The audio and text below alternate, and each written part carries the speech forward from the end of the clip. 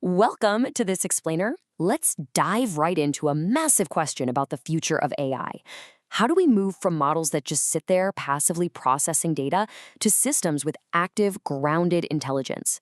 Today, we're going to explore enactive cognition, and we'll see how a framework known as EP turns those theories into a real, executable architecture. So think about this for a second. Imagine you want to learn how to swim.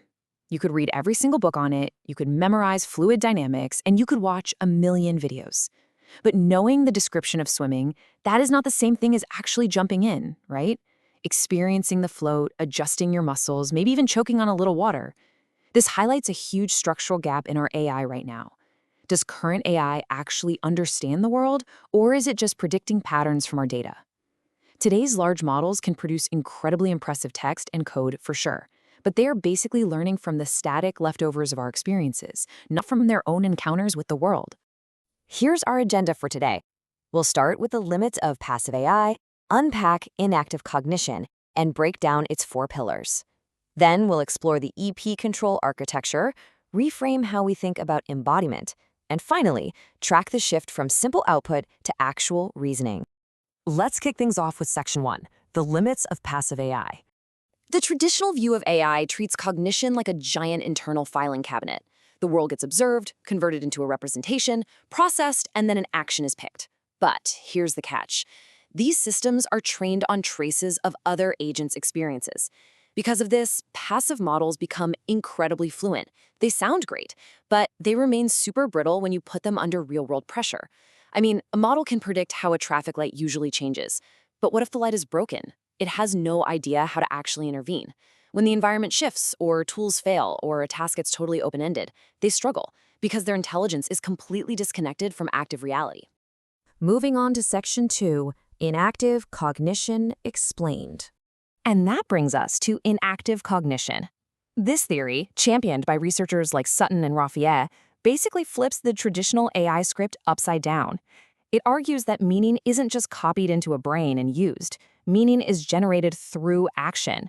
An agent doesn't understand a chair just because it has a dictionary definition saved somewhere. It understands a chair because it knows how to use it, move it, or sit on it. Genuine intelligence comes from an active, living control loop. You take an action, get feedback, make a correction, and take a new action. Which leads us to Section 3, the 4 pillars. To actually build enactive AI, we need to look at its 4 foundational pillars. First up is experience. This has to be a continuous, real-time loop with the environment, not just a static data set sitting on a server. Second is action perception. Basically, you can't perceive the world without moving through it. They are completely inseparable. Third is autonomy, meaning the agent evaluates its success based on its own internal rules and survival. And finally, embodiment. Cognition has to include a body, because that body dictates what actions are actually possible out there in the world. All right, Section 4, EP as control architecture. Now, enactive cognition gives us the direction, but how do we actually build it? That's where EP comes in. EP is the core operational layer that turns these enactive ideas into an explicit, executable control architecture. It is not just another model, and it's definitely not a fancy new prompting style. It's a dedicated control and deductive reasoning layer. EP forces the intelligence to organize around constraints and self-correction, making sure the AI maintains a live, active relationship with its environment instead of just spitting out text. Because really, the deepest problem with AI today isn't a lack of data. What's missing is a stable control geometry. And this is exactly what the EP layer provides. It sits right on top of that living loop as a control map. Enactive AI says intelligence needs action, feedback, and self-evaluation. Well, EP adds that missing operational structure, the strict constraints you can't break, failure diagnosis, feedback discipline, and recursive correction. It doesn't just make an AI interactive, it makes that interaction incredibly disciplined.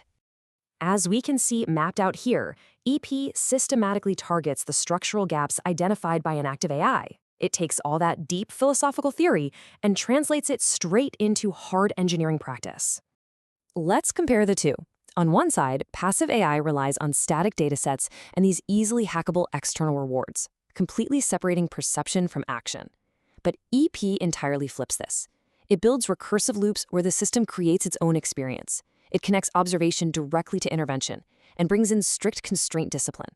It optimizes for causal consistency and path efficiency rather than just chasing some arbitrary high score.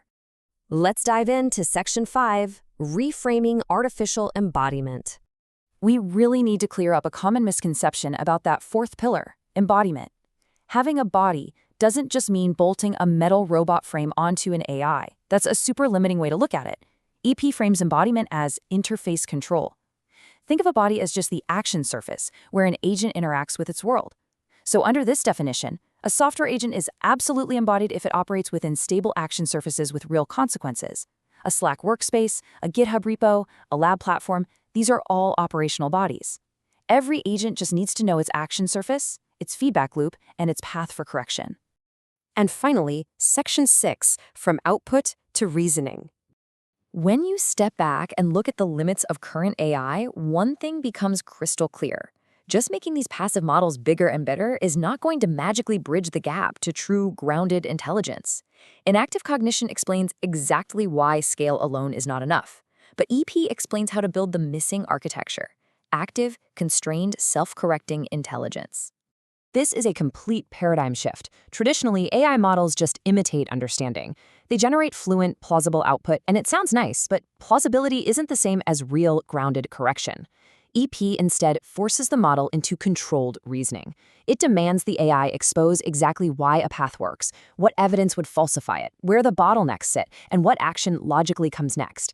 This is exactly how EP can organize a full research metabolism to generate durable knowledge and top journal quality work. It treats knowledge production not as a creative writing exercise, but as a disciplined control problem. I want to leave you with this final thought to chew on. The future of AI clearly isn't just about blowing up model sizes. It's about controlled, recursive intelligence. So, will the next massive breakthrough in AI come from just feeding machines more static traces of human history? Or will it come from finally giving them the architecture to generate, diagnose, and recursively correct their very own active experience? Thank you so much for joining me on this explainer.